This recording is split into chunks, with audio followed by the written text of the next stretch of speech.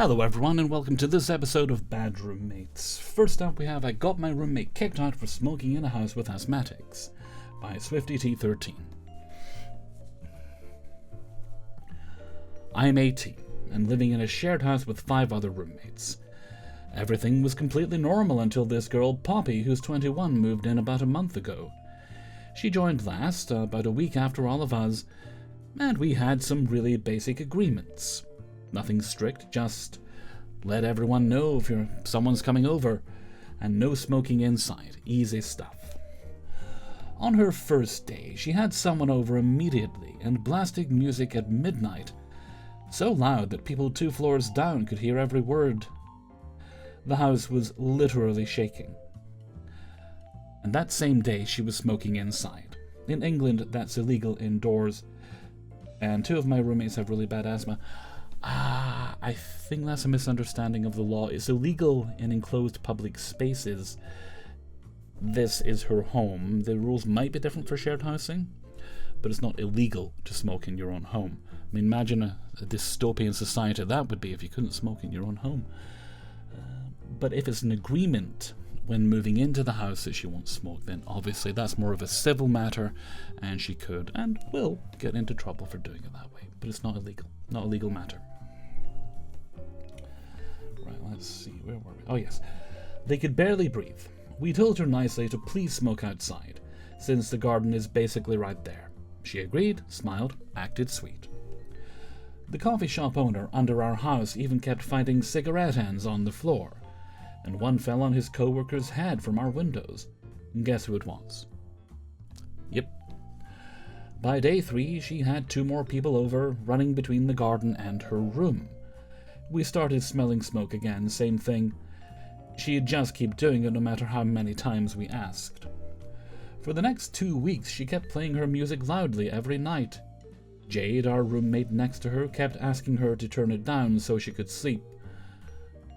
I'll give her this, she always turned her music down for the night. Yeah, but she shouldn't need to be asked, and there are noise ordinances in place. It's usually about 11 PM you can make noise up to, after which it's got to go down. Then one night she basically threw a mini party on a weekday. It started with 2 people, then 4, then 7 squeezed into her tiny room upstairs. She was blasting her TV at 100% like always, and the whole house was vibrating. I swear, so many people out there don't know how headphones work. All of us hid in my room because no one wanted to deal with her at midnight. I went upstairs to record the noise for proof, and to see if they were smoking again. While I was in Jade's room, I overheard Poppy through the walls saying, "I want to beat my roommates up so bad. I've got 2 hands. I'll use them." She's a big girl in every sense, so hearing that at night freaked me out. I ran downstairs and we locked ourselves in our rooms. They all left for the club around midnight.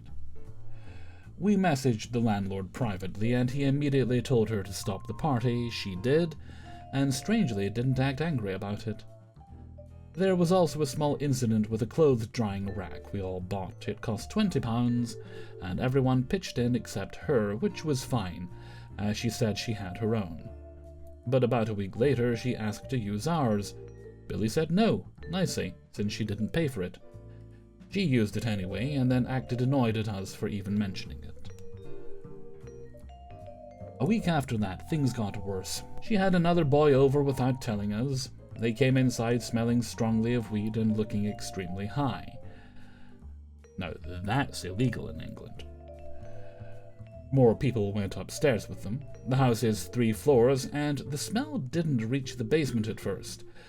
But when we all went up to go to bed, it hit us hard. Jade messaged that she couldn't breathe because of her asthma, and was going to sleep on the sofa in the basement. She put it in the group chat so no one would be freaked out if they saw her. Not long after that, Poppy came downstairs with a friend, turning on all the lights, which nobody normally does at night, and talking so loudly I could hear them from my room. I went down quietly to check Jade was okay and fill my water bottle. They were banging around and shrieking with laughter while Jade was literally curled up on the sofa trying to sleep. The next night, when Jade was back in her room, They overheard Poppy talking about us again on the phone. The walls are thin, so she heard everything. More threatening stuff, just constant drama. Oh, I have a feeling she's all talk. No one in the house felt safe at this point, and all of this was happening on weekdays while people were trying to work and go to uni. We told the landlord again. He wasn't happy. He messaged her again. She then posted in our group chat accusing us of snitching on her for having friends over. No, love, just for not obeying the basic rules you agreed to when you moved in. She completely missed the point that it was the smoking, the weed, and the noise and the threats that were the actual issue. She even called Jade a child for sleeping downstairs when Jade literally couldn't breathe in her own room. Eventually, the landlord told her she needed to find a new place. She moved out within a few days. She also took random things that weren't hers on the way out. Toilet roll or cheese grater. Just random little things. Yeah, that was spite. There was no need for that. And to top it off, she told another roommate who stayed out of everything that she was leaving because we were bullying her sister. We met her sister once. For 1 minute. All we did was compliment her hair. Anyway, she's gone now. The house is peaceful again. I'll bet it stinks, though. But those 3 weeks felt like living hell. Story number 2 is ex-roommate telling people I kicked them out. By Art Mobile. I, female and 27, recently had a roommate, female and 22, move out at the end of October. And things have gotten weird since then. She moved in with my brother and me in August 2024. We'd known each other for years and had lived together once before in a college house, so I thought the arrangement would be fine. And for the most part it was. She could be a little passive-aggressive at times and broke a few of our mugs, but nothing major. In June, she texted me asking if she could be added to the lease. She never ended up on it when she moved in because she didn't want to or couldn't pay the $500 fee. And I told her that since my brother planned to move out the next year and my boyfriend and I were going to take over the lease eventually, I didn't want to add anyone new. She seemed totally okay with this and even asked when my boyfriend would be moving in. I told her not until summer or fall of 2026. She was understanding and supportive in texts. No signs of being upset. Then in September, she told me a friend had offered her a room and she was considering moving in with them. I told her multiple times that she should do whatever was best for her, and that she was absolutely welcome to stay if she changed her mind. She had decided to move out at the end of October, and I was genuinely happy for her. She was probably hoping you would fight for her to stay. Up until then, our home had never been tense. But the last 2 weeks before she moved out were suddenly very passive-aggressive. She stopped talking to me entirely, only spoke to my brother, and even packed some of my things in her boxes, aka theft. When she moved, she left half her stuff behind. Furniture sitting in the front yard for a week and a giant pool the landlord had already told us to get rid of. The whole move-out process was messy and honestly left a bad taste in my mouth. When we saw her with mutual friends 2 weeks later, she refused to talk to me there too. Fast forward to this Tuesday. I was hanging out with a few of my best friends when someone asked if I really kicked her out. I was stunned. I had repeatedly told her she didn't have to move out if she didn't want to. Turns out she's been telling people that I forced her out so my boyfriend could move in immediately, and that I was awful to her during her move out. My friends didn't believe her, especially after I showed them screenshots. Showing evidence, that's a low blow. How dare you? My heavens. Dear. And one even mentioned she's been spreading random lies about other people too. So now I'm torn. Really? Should I just let this die, since I barely see her anymore and my friends know the truth? Well, it sounds like the work is done, yes. Everyone believes you.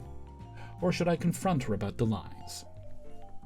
The rational part of me says to ignore her and move on, but the defensive part of me wants to ask her directly why she is lying. Because she's a lying liar face that lies. Update. After reading all of the comments, I agree that I need to let this die and move on. She is definitely not worth the trouble.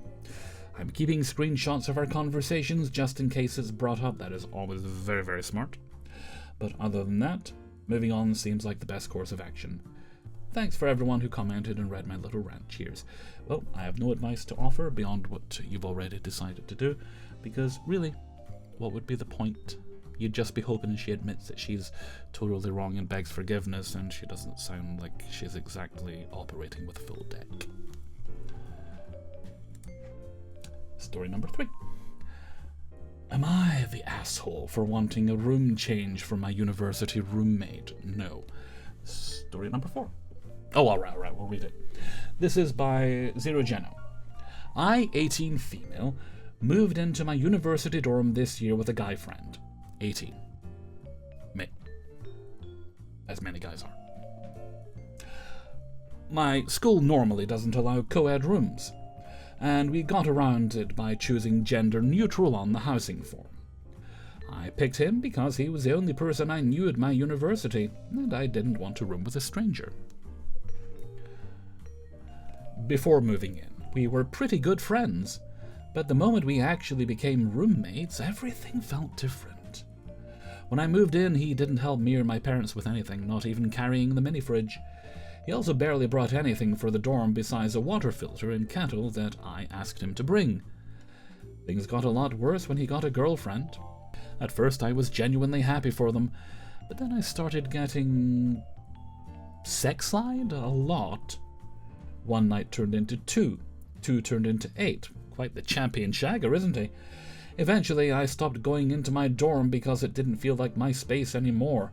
He moved all furniture, combined our beds, ew, and his girlfriend basically started living there 24/7. Meanwhile, I'm paying for one of the best and most expensive dorms on campus, and I can't even use it. RA, that's what they're there for. I haven't showered there or seen my stuff in weeks. I started staying at my boyfriend's suite-style dorm instead. He has 2 other roommates who don't love how often I'm there. Yeah, you're basically causing the problem. And you understand why they don't like, so there's no need to gripe about that. But they're polite and don't say anything. I still feel guilty because I'm basically invading their space, but I don't feel welcome in my own dorm at all. Back to my roommate. He also refused to sleep in the same bed as his girlfriend because he can't sleep next to someone.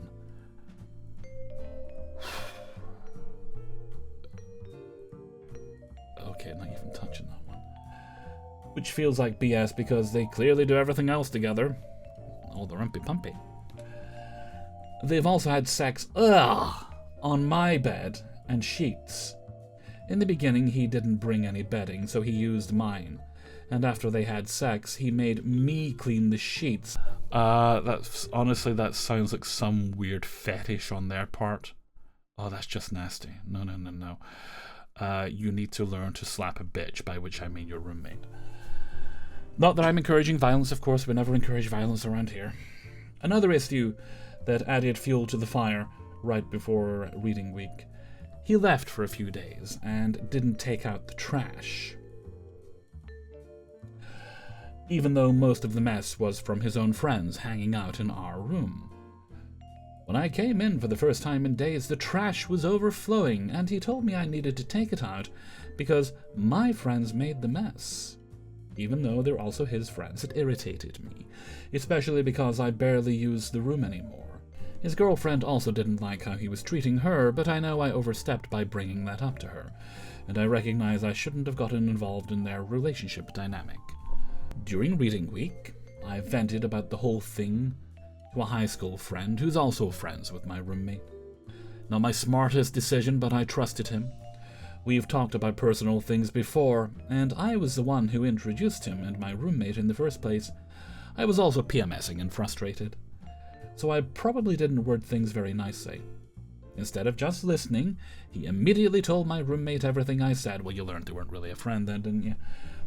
It hurt even more because my roommate already didn't like that I was dating my current boyfriend. Why does he haven't... wanker. And claimed I would ruin his friend. So now I feel like he stirred things intentionally. Meanwhile, my roommate has been telling another group chat, which my boyfriend happens to be in, that he hates being my roommate, that he never wants to room with me again, and that I don't take out the trash or vacuum, as we've established, his trash. And, I don't tell them about the sheets, because I don't even live there anymore. He also complained that I have so much stuff, even though I only have 2 suitcases, which is normal for 2 terms of dorming.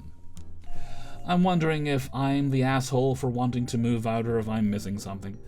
Maybe this is just my perspective, but I feel really disrespected, and I have nowhere to go. For additional context, before he even got with his girlfriend and before I got with my boyfriend, he touched me inappropriately a few times. Ew, no, he's just a sex pest is what he is, and tried to cuddle with me.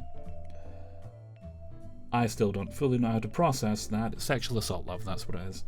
Or how it fits into all of this. But it's been in the back of my mind. No, you're not wrong for wanting to change rooms. In fact, you should get out of there as quickly as you can. Take solace in the fact that his girlfriend is definitely going to leave him within the next year, because she obviously sounds unhappy with him. And he'll probably end up alienating everybody he ever gets close to and never have a long-lasting relationship. Maybe.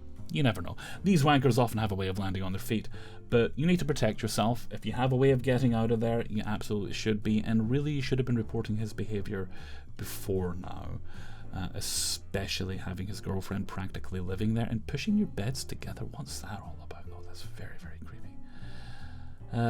But yeah, go talk to someone, see if you can get in somewhere else. Fucking men.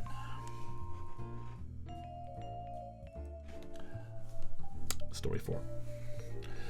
Need advice on how to deal with an inconsiderate roommate. Superglue and a Rabbit Badger. By Batch WTC. Or Bach WTC. As much as I would love us to dogpile on my roommate, I'm actually in need of some advice on how to deal with her. So in my country, we have these housing complexes for students that you can apply to live in if you study at any post-secondary institution. These are separate from the institutions, and I actually go to a different school than my roommate. Okay, I think I follow that. I moved into this place on July 1st of this year, 2025, time of recording, and when I first arrived, there was nobody in the other room. I ended up asking the housing administration when someone else was moving in, and they told me that technically their lease started 1st of August, and it was an Erasmus student, so they probably move in closer to the end of August. I should have savored every single day of that time. One day I came home and my roommate had moved in. So I offered to show her around the housing complex where the laundry room, recycling, etc. are, and just let her settle in. When I was showing her the different places I've been putting stuff in the kitchen, I mentioned that I don't use the compost. Sue me. I think it smells bad because it does. And she said, "Oh, that's fine, I don't do it either." I'd found out later that she doesn't recycle at all, which I know I'm getting very international audience here, but not recycling is a no-go in this country. I mean, we recycle in my own country as well. I do it not as thoroughly as I should, but not as I do it. I separate things mostly, not always, if I'm feeling lazy, but mostly. You can even theoretically be fined for not recycling. They don't do that here, thankfully, I believe, but it's also very unlikely. She ended up having her family send her dishes and utensils from home after the first week. I was letting her use my stuff at the beginning, and she would clean them. There was still food on them, and put them in the cupboard still wet. After her stuff got there, she stopped using mine and kept it all completely separate. I spoke to her a few days after she arrived to talk about how she wanted to split the cleaning, buying toilet paper, etc. I don't want to ever be the roommate Nazi, no, das ist nicht gut, because I've lived with those before. So I asked what worked for her in the past, and she said, "Oh, we never really had a system." I should have known right then and there that this was going to be bad. We decided that each person would alternate cleaning the entire apartment each week. She's maybe cleaned the kitchen once or twice, and it's been 3 months.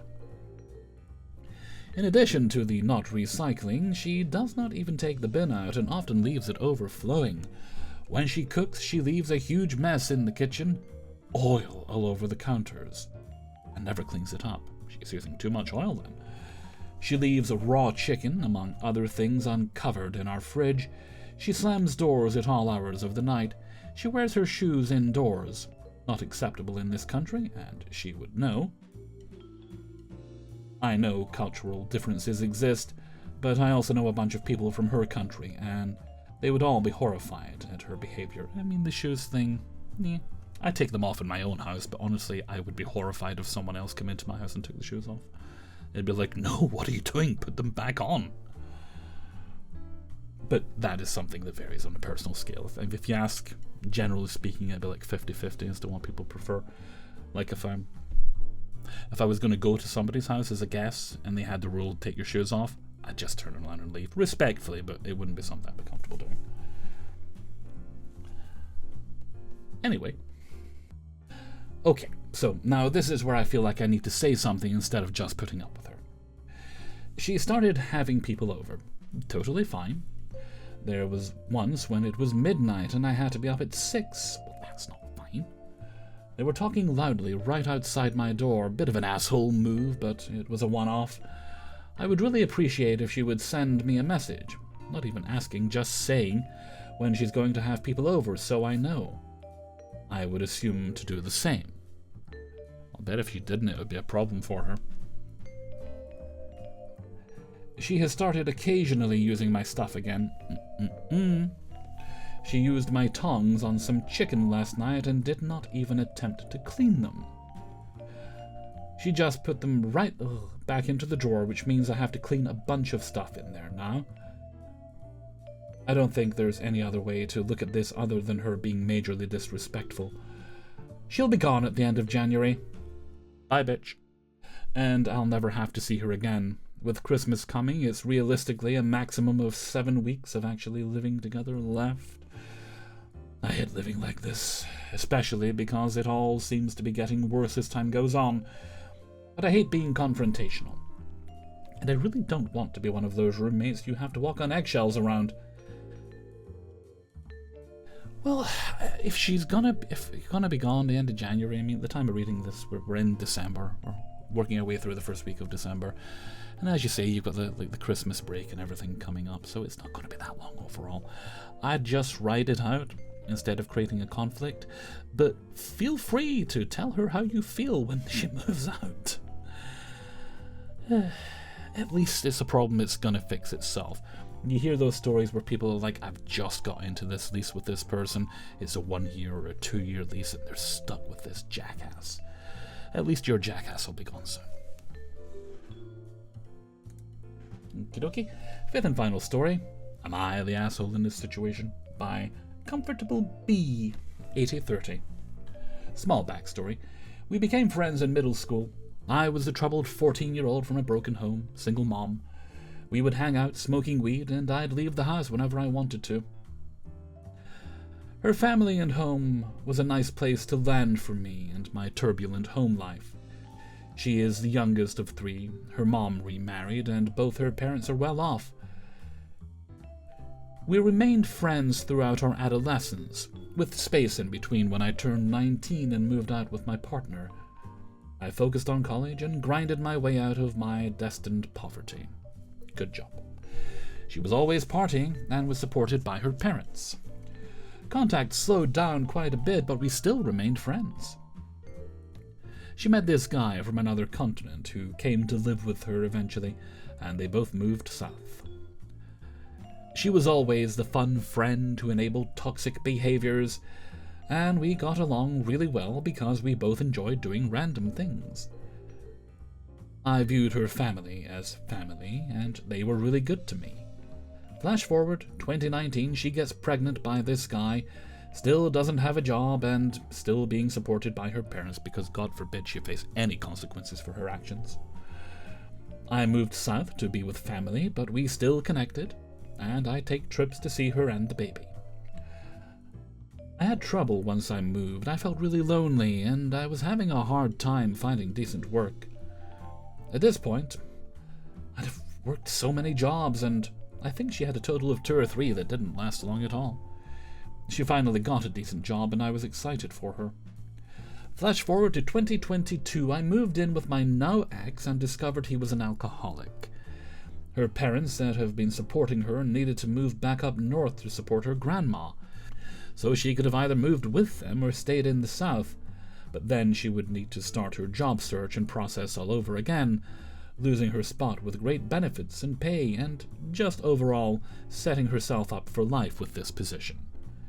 This same year, her boyfriend failed at taking care of her and the baby, and became a deadbeat and moved back to his home continent. I was willing to move further south and asked if she wanted to split rent and I could help with the baby. It seemed like a win-win this time because my mom also lived about an hour from where we would be.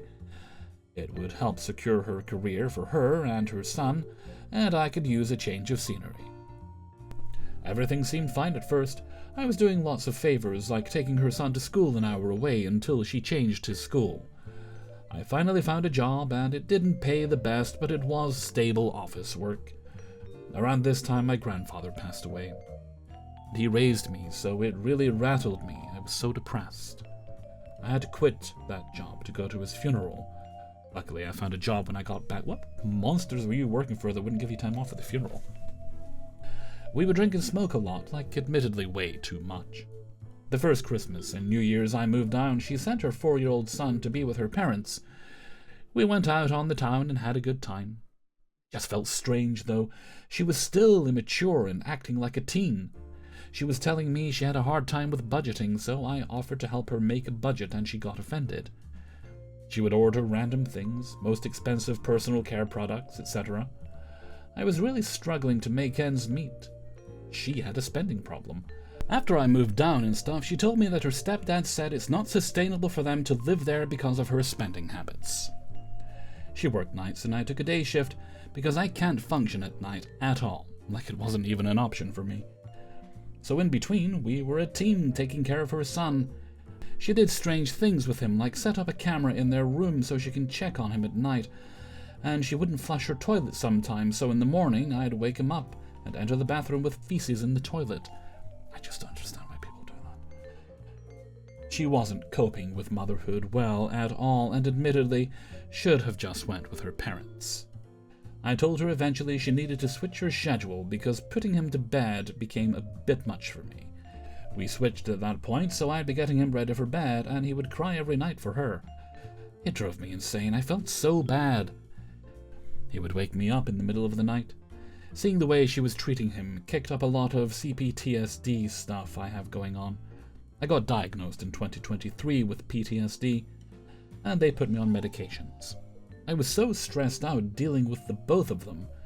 She kept putting all of her stress on me, and I'd problem solve for her, and myself. I did it because I loved them, and I cared, but it became way too much. She struggled emotionally regulating, so she would get angry and rage. She screamed in his face at one point. He locked the bathroom door from the inside, and she grabbed a screwdriver and was stabbing it like a maniac in front of him. I scooped him up and got him out of the room. She just became a very different person. I found out she was fucking multiple men on the night shift, and was coming home to her son and laying in bed with him. We got into our first argument over the rent portal being down. She was messaging me at work and almost triggered an episode for me, so I told her, honestly, you're stressing me out, even more than I already am, and it's not necessary. It was Labor Day. I said, give it a day or so. It's fine. She went off on me. She wasn't raising that kid right. He spoke of death and violence at 5 years old. He was obnoxious, and it wasn't his fault. But I told her all of this. She blamed me for not being able to afford a 3-bedroom apartment. She said that she felt like it was a slap in the face when I asked for help with the light bill once. I couldn't even afford groceries, and I had been nannying her son. taking him when I was off and entertaining him, feeding him, just treating him like my nephew. She threw it in my face that I have stopped pitching in for groceries. She threw my mental health in my face, making me feel worse and worse for depressive episodes I was having. We had a huge blowout. After that, I told her, no hard feelings, I'm not renewing the lease and I'm getting an apartment. I told her like 8 months in advance. She got with this guy at work that was in a relationship with this other girl for like 5 years. She told me he gets disability from the government and can support her, so didn't think twice. He left his ex for her, and she was so proud of that. Her co-workers came over once and we were smoking and drinking. Her son was with her parents. One of her co-workers was like, "Oh, so you're the poor one." And I was so out of it I just laughed it off. Those next 6 months were so uncomfortable. Her parents were making passive-aggressive remarks about babysitting her son over FaceTime, like I didn't come home to him every night after work. That Christmas I met someone special, and was at his house, when she went under our tree and opened her and her son's gifts. She sent me a text, "Thanks for the gifts." I kept things casual after this because a legal rent document was in place, so I didn't want to fight with her. My birthday was in May, and she got me a cute cake. Things were somewhat normal, and I think we were trying to salvage the friendship. She had this $70 cabana you can get at Walmart.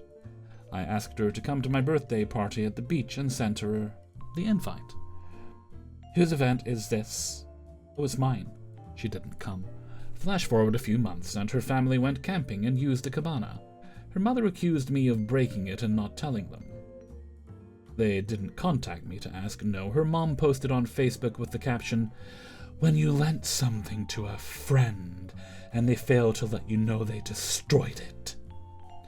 She posted it on Facebook, Instagram, and sent it to me personally on Snapchat.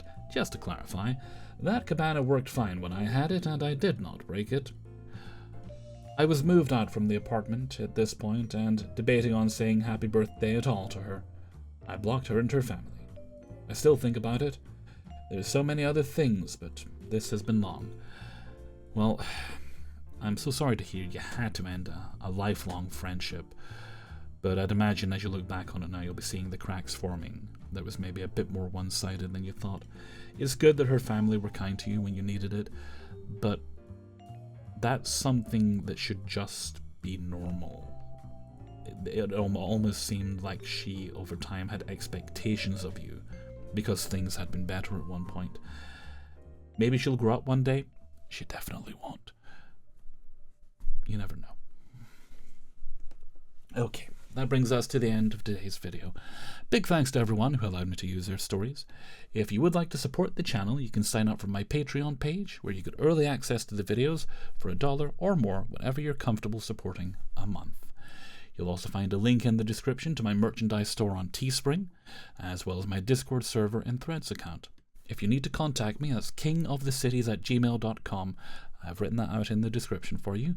If you want to send in a story, if you have business inquiries, or you'd like to request a shout out. If you do want a shout out, try and get it in more than a week in advance, because I work a week ahead. Okay, I think that's everything for now. So until next time, thank you very much for watching, and take very good care of yourselves. Bye bye.